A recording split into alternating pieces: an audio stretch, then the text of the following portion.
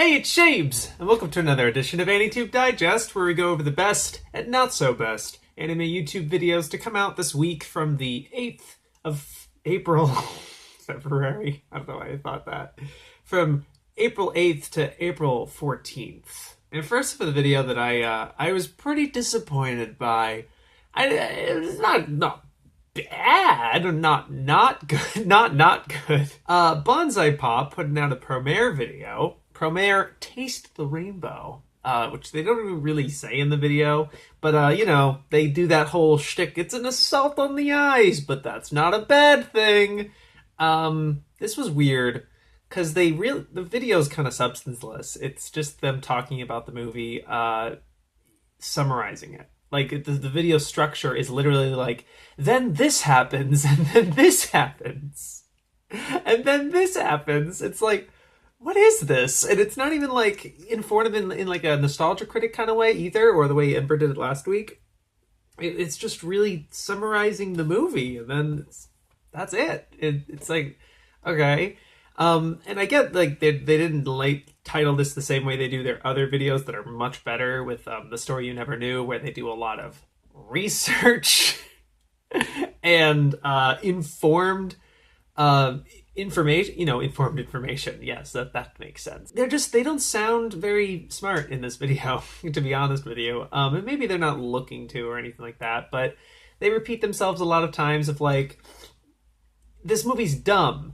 Not in a bad way, or like giving it like a backhanded compliment, you know? And it's like, you can be honest about this movie if you didn't like it, if you thought it was kind of style over substance, that's okay to say. But you didn't want to anger the Trigger fans, or these fans that, obviously this has a huge fan base, so it's like, you didn't want to get a whole firestorm of like, I didn't like Promare. It's like, you can dislike it, it's fine.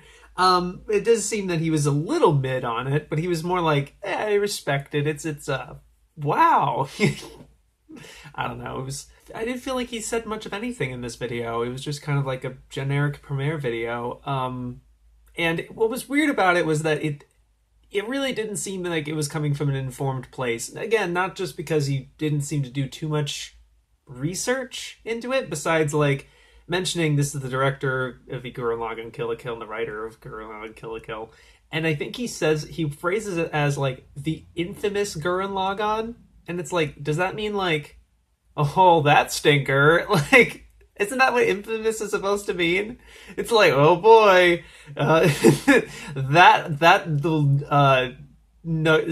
seedling. I don't know. I was trying to.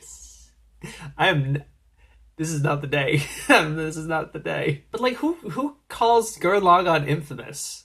I don't. That was very weird to me, and it made me think that like, have you seen Gurren Lagann? And it's like, this is crazy. And it's like, have you seen any of Imaishi's other work? This is very.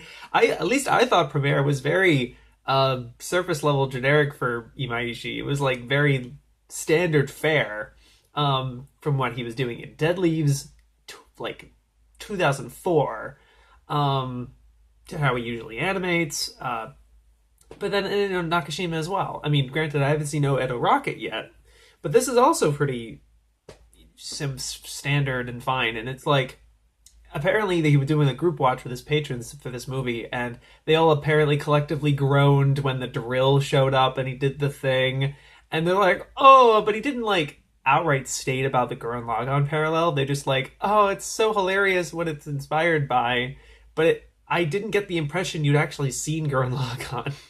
Because I feel like you would have mentioned that Gallo is basically Kamina, or that the ship that they're supposed to leave off of is ripped straight out of Gurren Lagann. That's exactly what happens. And it was just strange that you didn't mention that, and they didn't feel like they had a well-rounded impression of this movie. Now, I get some anime YouTubers, they have this idea of like, oh, you know, I want to go in this with a clear mind, clear conscience, not look up any of the director's previous work. Like, I don't have to see, I shouldn't see Weathering with You if I haven't seen Shinkai's other work. It's like, no, technically you don't. And there's no right place to start with any of these directors' filmographies, but like, it's better to have an informed opinion and be like, oh, this is weird that he did this. Or it's like, this movie is so over the top. And it's like, well, yeah, it's kind of, I don't know, it just kind of came off that way. It's like, you didn't seem that informed. And I guess where I was going with that was like, a lot of anime YouTubers are like, I'm not going to sweat that. And that's fine. Okay, but just realize that, you're not good. It's like, granted, I haven't seen this. Like, be clear about that in your video. Otherwise, I'm kind of left in the dark of like, wait, so like, where are you coming from with this? What is your bias? What is your perspective on this? Because if you're gonna say, oh, I'm coming at this with a clear-eyed perspective, you're not. You have a bias. You've seen other things. You have a taste. So it's something you have to kind of be clear about. Otherwise, I'm more of an, I don't know, because it's like sometimes I'm an acute viewer and I'm noticing and picking up on some stuff, and other times information, like some of the videos later on, is going right over my head, and I'm like, well, it sounds nice. So I'm kind of a weird, picky person like that. But that was just kind of what was coming off to me. And it's like, so have you seen Dead Leaves? You didn't show any Dead Leaves, so clearly, yeah, I don't even know if you know it exists. Very little mention of Gurren Lagann, calling it infamous. It's like, what is this? And yeah, it was just a very weirdly surface level video from them. Not that's awful. It's, they didn't like totally shit on Premiere or something, and without real clear rhyme or direction or anything like that, or convincing in that way. I'm not like a big Premiere lover, but if they just took a giant dump on this movie, I probably would have been like, what the hell's the point of this video? But, it's fine. But it's just, it was weird from them. It was weird to see from them. They're usually much better than this. At this point, I'm gonna take a request from a patron, from Yellow Cheese, DBZ, I'm Blue. And it's from a user called Super Gogeta 345. And this is a video from 2008, 12 years ago, and it's quite a legend. As you might discern from the title, it is an AMV of sorts of Dragon Ball Z, or just the Dragon Ball franchise. Mostly it's Z and GT. Doesn't really use any Dragon Ball because no one likes Dragon Ball. Who does that? Mostly Z and GT. To the tune of I'm Blue by, is it Eiffel 45 is the band? You know the tune. And it is a full AMV of this song with with various clips of fights and poses. So like, yes, it's very of the times, vintage. This is a nice 2008 wine. a nice meme you got there. No, it isn't much of a meme. The guy's pretty serious about it. The beginning has like the blue title card with the white text. He's like, "Hey guys, thanks for the," just a little card. He's like, "Got another video for you." There's actually a sequel to this. I did not check that out. It's literally, I think it's DBZ I'm Blue Part 2, and it has like more views. It's really interesting. I didn't watch it because this is the one I was requested for.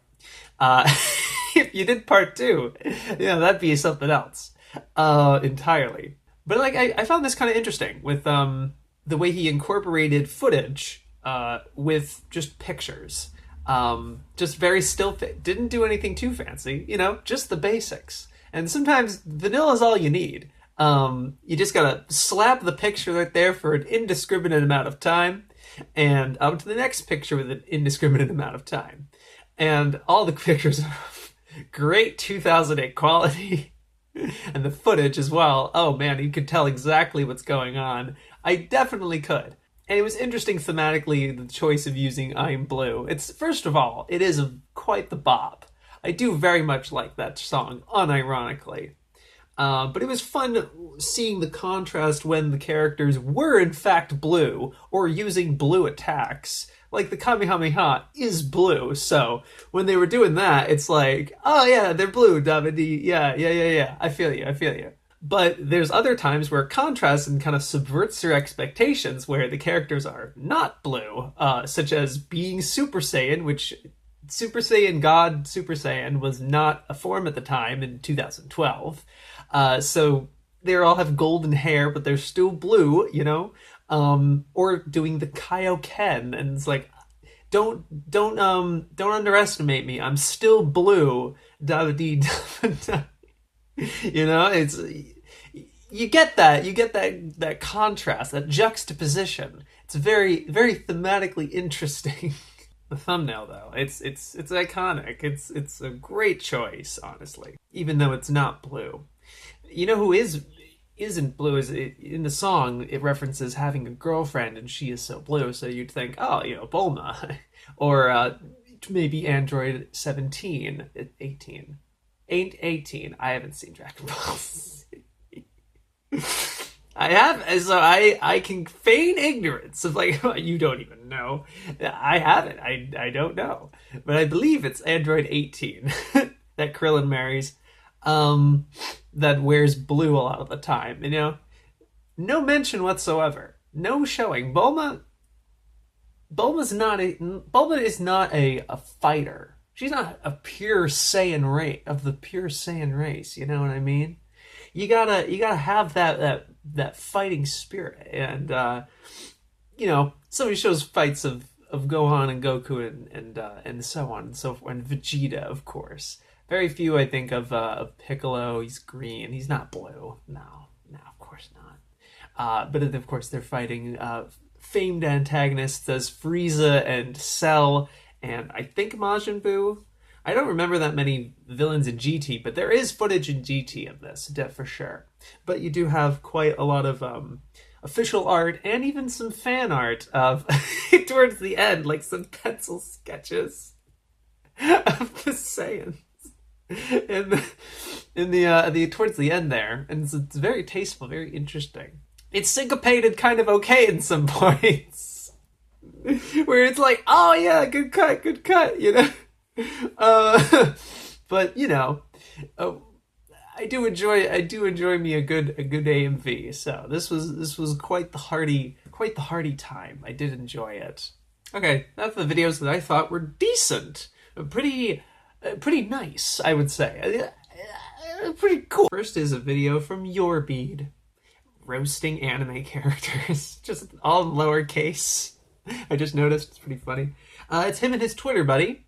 Just kind of roasting some replies that they got in the Twitter thread. There's a common theme in that this week. They asked for some anime characters to roast over, and you have people responding like Jack and Irvin and all that, and among others, and they're just kind of showing them random characters. And they're just like, yo, that looks like the pink ghost from Ms. Pac-Man. and other stuff like that. And it was nice. It's certainly a kind of an interesting time. It's good seeing content from YourBeed. You know, it's so much more authentic. I think there's a groundedness to this, because, you know, you think of somebody, one of these bigger people that does it, like Gon's Hairline, not to call people out, of course. But you know what I mean? There's a lot of these people that are like doing kind of just anime videos. Yeah, those people who make those anime videos. But you know, those kind of people that just make a thing, and you know, like every anime in 7 words or something. There's just some more authenticity coming from YourBeed here, because the entries are completely random and like very like surface level. They're not like roasting Goku or something like that. I mean, you know, there's some relatively known picks like Kazuma from Konosuba and Ida from My Hero Academia, etc., etc. But they're not like, it's not just, you know, not the most surface level things you can think of. It's very random entries, and I don't know. It just kind of, it makes it feel like there's something. They're not doing this for clicks at all. But I like that. There's an earnestness to that, and something I respect. They both have a good sense of humor as well. You know, not like super clever or anything like that, but that's okay. I think they did good with the material they had, which is the particular characters, and it's not like let's roast Edward Elric. It didn't come off as cringe in that way. So I enjoyed that. It was a decent video I wanted to talk about. Sydsnap came out with a video that I just thought was decent this time. It didn't have like kind of a strong emotional reaction from me like I have with some of her other videos. Why I now hate emotos. Her talking about her journey from an adolescent liking characters that are on our younger siblings, younger sisters, mostly Emoto. She doesn't really like Shotas ever. And it's like, yep, very fair. No. And then her transition from liking those characters to liking more mature characters like the Onesama characters that are more like Ada and have more defined physical attributes, if you know what I mean. I thought she was a lot more flippant in this video, where like at first I was like, oh, this is really coming kind of an earnest, honest place, and I like the mentions of her like, man, I can't believe my fucking family watches my videos and stuff like that. And it's like my brother, and she's also a sister, and she's talking about this stuff. She was like, my brother, if you're watching this, Russell, turn it off. Like that stuff was really funny. But then there's other parts where she kind of feels more like she's memeing and, not taking it all that seriously, kind of just making it. Because she has a Bookwalker sponsorship in this, and they're doing this Emoto versus Onesama promotional thing where they're versing them or something. I don't know. And I guess she just kind of saw that premise and was like, I'll just make a video. Very, very kind of spontaneous. And spontaneity is nice in some cases, but it doesn't lead to much else. And this is like over a 10-minute video, and it feels like it's just kind of repetitive and not taking stuff all that seriously. Not that this is something you really should take seriously or something like that. I just mean like when you're just kind of like making these jokes. They very clearly seem to be like jokes, and she's more like just haha teehee. That's what jokes are, Shaves. I would hope they do the teehee thing. God, this is just rough, huh? But I just liked the more honest stuff and coming from a more guttural place. Whereas when it starts being more for laughs, I just start losing like, where is she going with this? And like, you just kind of have to say it for the sake of saying it. It's not like I'm looking for more substance. I'm sorry. And I think her other videos have had more substance to them. I think she's very well versed in the tsundere archetype and all these other various things. And she's consumed a lot of media in this way that are in this wheelhouse. She's not going out of her way to watch fucking Haibane Renmei or something. Because I was reflecting on it, and I was like, I don't even think I have any Onesamas in my favorite, like, my best girls or anything like that. Or, they're not Emotos, of course, but, like, it was weird. Well, technically Doremi's an Onesama, but she doesn't say Ara ever. So it's not really the same thing. She's also not older. Still, I had a decent time with it. Good seeing a video from her, but I was just like, I just wish it kept the knowledge, like kind of more actual reasonable things of why she doesn't like them, versus like it ended up boiling down to like, I used to like them and now they're annoying and I don't see it. I don't get why they're there. And there just wasn't too much introspection there. I think it could have been a little bit more. Whatever. It's like, what do you expect with it? It's just kind of a fun video and stuff. It's not to take too seriously or something. But it just I just need it in a way to make it better and more like a lasting impression sort of thing. The way her other videos have had an effect on me. And I was like, oh my God, it was a great video. I love it. That's just kind of my 2 cents on it. But it was something I wanted to talk about, where it's like, I'm less a fan of anime YouTubers that are really leaning in on, I don't care, it's funny, it's a meme. Some YouTubers are very, very good at that. I think Jackie's Boy handles his persona fantastic. Because he has the right mentality towards it and chooses the right subject matter to poke fun at. Whereas there's some other YouTubers, I'm hearing this about Nux and seeing him upload all the time, and then like one title looks really cool and kind of like ooh, but he does the same thing PewDiePie does, where he has the thing that seems to be on everyone's mind and doesn't really address it. It's really just 22 minutes of him reacting to memes. And I've watched one of those videos from Nux, and they're not that good. I don't think he's that good at reacting in that way, or doesn't choose good memes.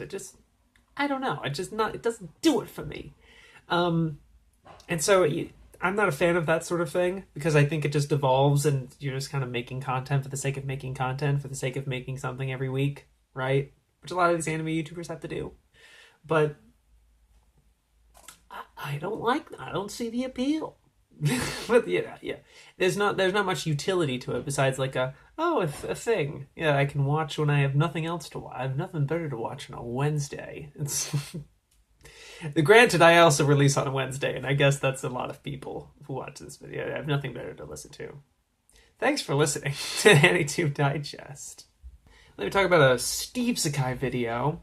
I judged people saying ara ara, which is a similar thing with what Beed did, where he took kind of a Twitter thread. Like, hey, looking for people to post ara ara replies, and then yeah, he's friends with a bunch of us, so a bunch of us have a kind of a decent following, so we retweet that and post our own and sort of thing. And it was a lot of fun, and seeing Eden blow the mic out doing it, and Evanito in the shower, and Core doing it like he's like I like Core's voice a lot, and like it's true, he's gotten really good. it's like his voice delivery is just getting better and better. Anyway, but yeah, Steve was it was a fun idea for sure. I kind of wish that Steve didn't watch the ara aras before making the video. Like, we watch his initial reaction, because I think that's what a lot of it. I mean, usually a lot of people don't necessarily do that.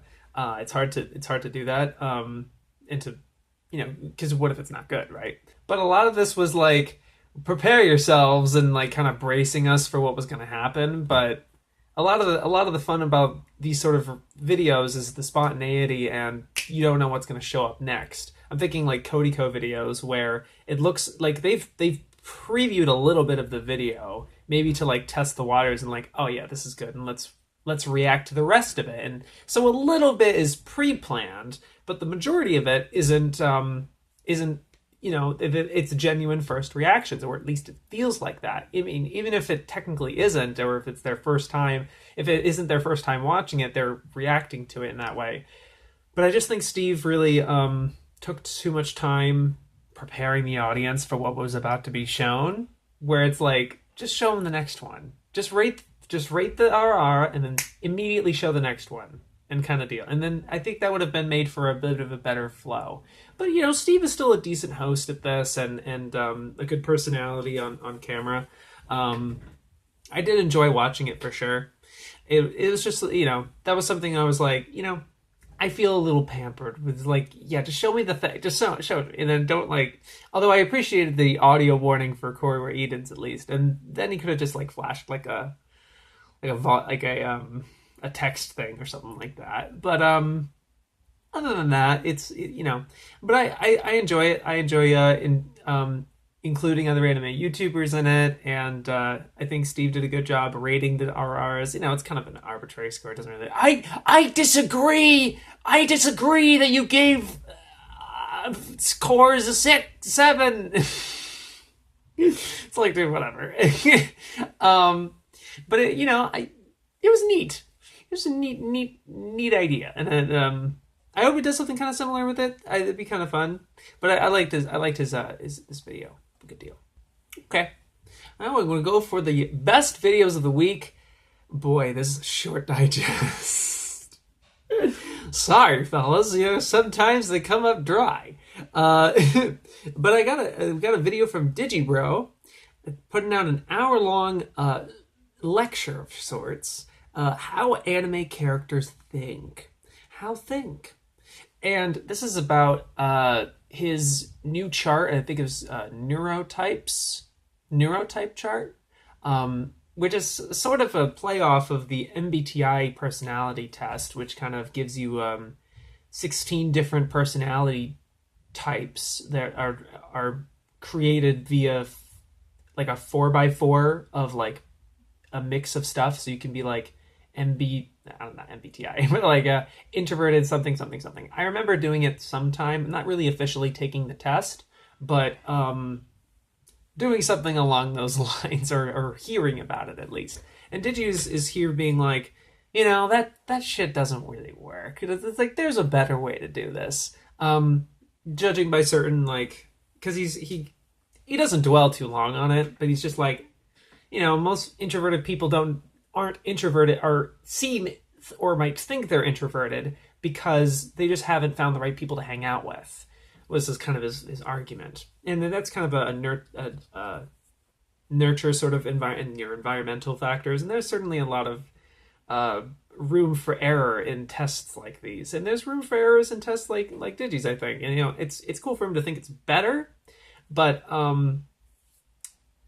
it's not too much rooted in like a scientific thing. It's just more of his observations of Earth and humanity, and his perception with anime characters and patterns that he's seeing. He's thought about this sort of thing for a long time, and that sort of thing. But there's not like, he's not really like quoting Jung or something, and there's not a lot of scientific basis for what he's doing. So it feels a little pretty pseudoscience-y to me. But that being said, this is a lot of really interesting character analysis. There's, he goes through 16 different groupings and groups different characters together, different anime characters together, often from kind of the same series. There's a lot of Genshiken characters here. There's a lot of Eva, of course, and whatnot. A lot of similar shows, not a broad variety or anything like that, but that's fine. And he also was like, I can understand that he's selecting mainly like prominent characters so that the idea gets across as clear as possible. So that's totally cool. And he kind of goes like section by section, but also character by character, explaining all the different characters that are showcased in it, with like their perceptive IQ. He kind of guesses what their IQ probably is. It's stuff like that where it's like, I don't know what the utility of that is, and a lot of concepts that he was talking about with lateral and linear, and his terminology was a little difficult to understand for me, and a lot of it went over my head. But talking about the actual characters and what the actual utility of this is, which at the end of every section he goes like, so what anime would these people typically like, or if you think you relate to this kind of character type, here's some anime that you might enjoy.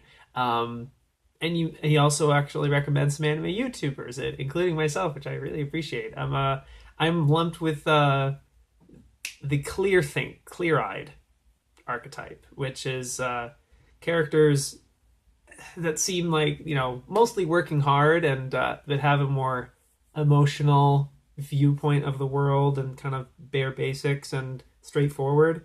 So a lot of young... So it's like, it's a combination. So like a lot of protagonists have it with like Ash from Pokemon's in it. I think Edward Elric was one of them. A lot of those kind of, Naruto is his like kind of working hard mostly. And then there's a Haruhi Suzumiya character. But then there's Madoka, Nanoha, Sakura type characters. It was a little, sometimes was like, huh? But that's okay. And, plugging my channel, I really appreciate that. Definitely not because that definitely didn't contribute to making best character of the week. Absolutely not. He says that he whipped this up in like 4 days when some people were like, this must have taken you months of, and it does look like a lot of work. But of course he's very prideful. He's like, nah, it only took me an afternoon or just, a couple of days. But that's because, he's talking a lot about it. It's very, I think it's one take that he basically does this in. Granted, I'm doing this in one take, but it's not nearly, I think he's just reading off of a script and stuff. And it's well structured in that way and really well organized and easy to listen to for sure. And well presented, I would say as well. But, because it was clearly done in a couple of days, he's taking a lot of this, he's kind of assuming a lot of these characters based on his prior knowledge. for example, he couldn't, in good faith, include any Gundam characters in the new type category that he labels new type. He doesn't actually include any new type characters like Camille or Amuro in this new type category, but it's because he hadn't seen Gundam in a while and didn't have the comfortability to really speak on those characters, which is totally fair. But it's just like, yeah, not a lot of this is really concrete in examples. He's not showing he's only showing a picture of the character and talking about them. So if you've never seen the show, you just have to take his word for it and just kind of, yeah, that is what they do.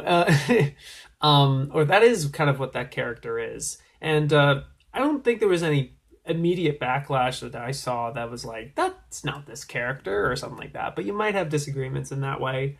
But again, I don't think any of it was in bad faith, because it's really all in a matter of like trying to better flesh out this idea. And that again, I don't think he's taking it super seriously to where like, it's the definitive new one. I think it's kind of a fun idea, and there's no harm, no foul to it, I think. Despite, so it's not worth belly aching over like, it's pseudoscience. It's kind of whatever.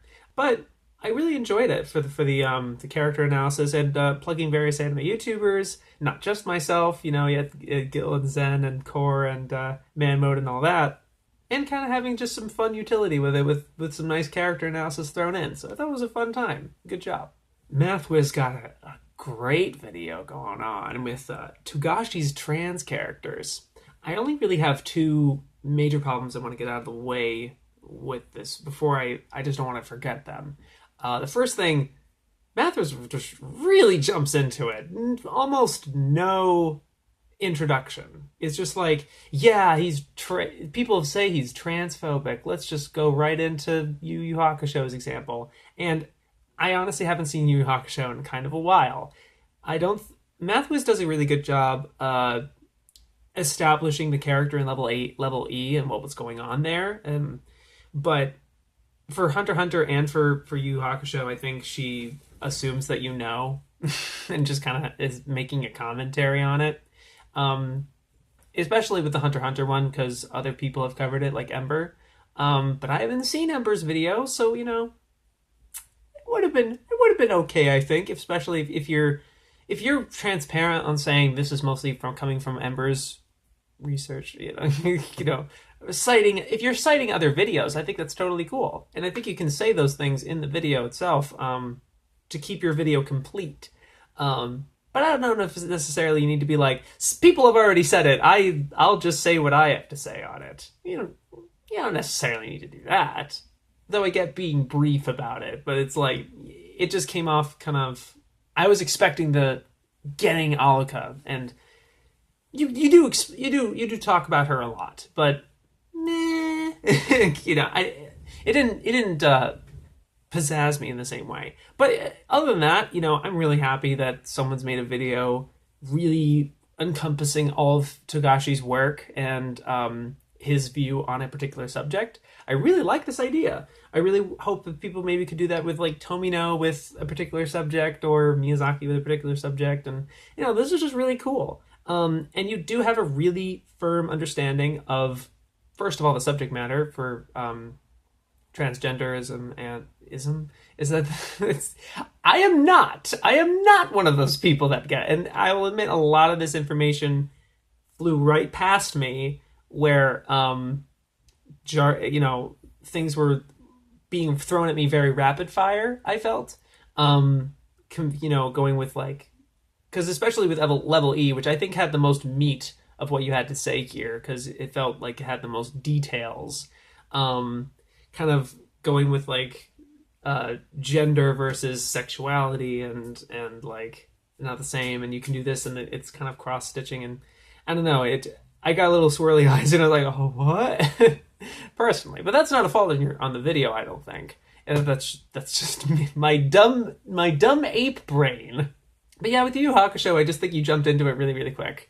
And I was like, wait, who is this character? And it's actually a guy? And what? I just didn't have the context for the scene.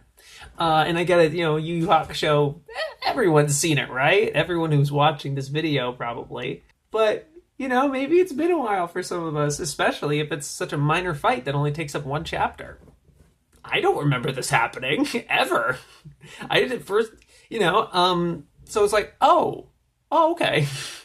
But I really like that you talked so much about the different translations and looking up different translations and really getting an understanding of what he was trying to do without any bias or like animosity towards Togashi. That's really the biggest takeaway I can come up with, especially the way you conclude it as well, where it's like it's clear that he cares about this subject. Otherwise, he wouldn't include it in all three of his work. Like, it's not just like some flippant thing that he's, you know, making for laughs or something. The other thing that was kind of getting in the way of the video for me was he had a lot of text in the video, sometimes spinning around, and I was like, I can't read that. Pause. I don't want to pause it in your video. That breaks immersion for me. I think I've said this, but you know, I'm okay with notes. I do that a lot, especially with my later videos where I'm not as perfectionist, which is very liberating. Yeah, I feel that. And it's like, I can just put a little note in there. I don't have to re-record shit. Let's go. No, I feel that, but it felt a little excessive to where it's like, okay, if there's a lot of text going here, maybe find a way to say it in your script. Kind of re-record some stuff. Try to fit it in. And yeah, it just felt a little text heavy. That's all. It's not too big of a deal, but it's just... But I love that you covered this, especially so soon after that Hunter x Hunter video that you also did. Because I did watch it, and then I was like, I don't really have anything to say about this. And then you put out another Hunter x Hunter video like after this too that I didn't even watch. I was like, this seems more like kind of the meaty kind of like, ooh, interesting subject. But the other one was like, yeah, it's a Hunter x Hunter video. There you go. But it's like, yeah, fair. But hey, get on some of that actual pre-cure shit. I don't know. This is some of the stuff that you're saying you're doing, and I know you beat yourself up over that. So sorry to rub that in. But it's like, wow, Math is cool with putting out 3 Hunter x Hunter videos in a row. Interesting. Yeah, really like that video though. Really happy that you talked about it. And lastly, I'm going to talk about this Gigguk video, watching anime fan subs. I thought I would have a problem with it. I thought I would not like it because I've become very anal retentive, I suppose is the word for it. A little sensitive to subs. And there is a point that I've heard that he doesn't talk about, and then when I got to the video, it's like, yeah, he really glosses that over. That's really too bad. And that's him saying towards the end that they're obsolete. Like, there's just no use for them anymore because people only care about speed now, or like everything's sub now and they have standards and stuff. Like now we have Crunchyroll and shit. When it's like, no, there's a lot that's still being fan sub that has to be fan sub because it's not getting licensed. It's an older title that's still never been touched. What was so annoying, I mean, I was not around during the fan sub days, but what's really annoying to me is that there's so many of these battles of who had the better Naruto subs. Or like 8 people subbing Death Note at once. When it's like, why can't we get a new one? Because it's difficult to like most of these people didn't have translations. Like you could I'm pretty sure you could make an entire fucking fan sub group just doing shows that have already been translated and just making your own translations, just based on the existing translation and being like, well, I actually think they mean this and sort of deal. But like taking a raw thing, taking like raw footage, like Kyojin no Hoshi, where you don't have nobody's translated to begin with, and that I think what one of the benefits that Crunchyroll has had about existing is that now that these fan subbers, they don't have to worry about the seasonals. That shit's gonna get subbed no matter what. Maybe poorly to some people, and in that case, some of these subgroups can fix them if they want. I would wish that they would spend their efforts of free time, and there's no money in this, their effort into stuff that is never going to get available here. I mean, never is an absolute. I don't really want to believe that. I really want to think that some of these shows will eventually make some license of rescue over here, but they're not going to make money. I'm sorry. They're great shows, but they're not going to appeal to the Western audience. Maybe if you sell them the right way, but I doubt it. But fan subs are very much alive because Precure, one of the biggest franchises in anime now, is still not subbed. I mean, I think Hugto probably got... I don't even know if Hugto even got on like Crunchyroll or something. But or like I think Futari is on Crunchyroll, but like really bad subs or something like that, or such a bad... I don't remember, but like I remember like a lot of like Precure still has to be like fan subbed. Kamen Rider and Tokusatsu in general, for the most part, still has to be fan subbed. And what was great about Crunchyroll, I'm sorry if I repeated myself and then didn't finish my point. I do that a lot. What's great about Crunchyroll is that they can worry about Naruto and these seasonal stuff, and the fan subbers can focus on the stuff that hasn't gotten translated at all yet. You know, they have these people translating Goldfish Warning and Yume Princess Crayon. I butchered that name. Ojamaja Doremi, or Gamba, or Minky Momo. And this stuff or Gegege no Kitaro is still not subbed. 14 episodes of the original, the 60s show is good. And then Crunchyroll aired the 2018 series, so they got all that subtitled. So that's excellent. We got one fully done. That's better than none, which was the reality a couple of years, like even just 2 years ago. But there's just so much that's still not touched yet. And it's great that these people can now shift their priorities. But, you know, a lot of these people moved on or moved professionally or whatever. But anyway, back to kind of Gigguk's video. Overall, I think he did a very good job, and, you know, really getting a sense of it without pretending like he was there. You know, he shares his personal experiences that seem pretty authentic, but he doesn't try to speak like he really knows, you know, and I think that was great, a way to avoid kind of pretension. This is a bit of a style change, or this is something he did for when he talked about his first journey into anime, where he's filming himself, and it feels like kind of a different video. Similar to the video that I just put out recently about my first 6 months working in the anime industry. If you haven't watched that, I just put that out the other day. That's a weird style for me, and I'm sure it could be for him too, because usually he just has to worry about the voice. But here, you know, he's emoting pretty well, and you know, there's an act to it. So, you know, and most people, this is kind of second nature or just what they do in general. So, it's, yeah, whatever, no big deal. But it was cool to see from him. It was kind of a nice style change.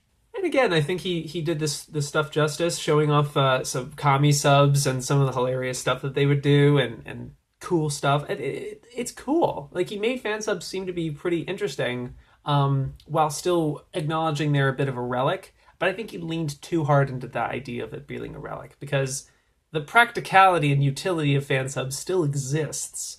So I just think that was very narrow-minded of him.